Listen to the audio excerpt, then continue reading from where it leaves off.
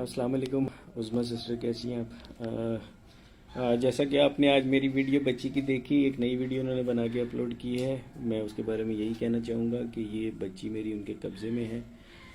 वो उससे जो बोलेंगे वो उसे बोलेगी। उस बेचारी के पास ऑप्शन कोई भी नहीं है। मैं यही चाह रहा हूँ अदालत में उस बच्ची को पेश किया जाए। और ये लोग अब अगर आप उस नई वीडियो को थोड़ा सा डिटेल से उसका जो है पोस्टमार्टम करें तो आपको नज़र आएगा कि अब ये लोग पुलिस और अदालती सिस्टम से भाग रहे हैं। पुलिस के अंदर ये अब पुलिस, लाहौर पुलिस से भी ख़तरा हो गया है और कराची पुलिस से भी ख़तरा है। मुझसे तो इन्हें पहले ही था।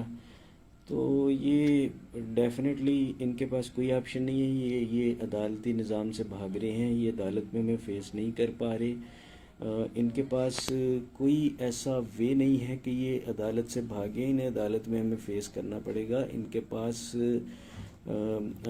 ये जो लेटर वाली ये जो झूठ बुलवाया गया है बच्ची से, ये ऐसा कुछ भी नहीं है। मेरे घर में जब से ये इंसिडेंट हुआ था, मेरे घर में एजेंसीज़, पुलिस वगैरह ये सब मुझे इन्होंने अच्छे तरीके से अपनी कार्रवाई की थी। इन सबको पता है कि हम total, including me plus these agencies, हम सब ब्लाइंड थे।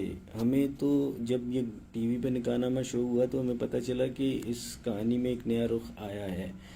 तो ये एक केस को चूँकि अब अदालती उसमें हियरिंग्स की तरफ जा रहा है तो इसको सिर्फ डाइवर्ट करने की कोशिश की गई है, ऐसा नहीं है। सेकेंडली मैं ये कहूँगा कि ये ज़हीर और ये लोग जिनके पास मेरी बच्ची है, ये लोग उसकी जान के ज़िम्मेदार हैं।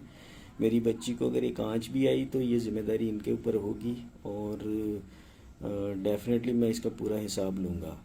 बहुत शुक्रिया, मैं यही कहना चाहता था।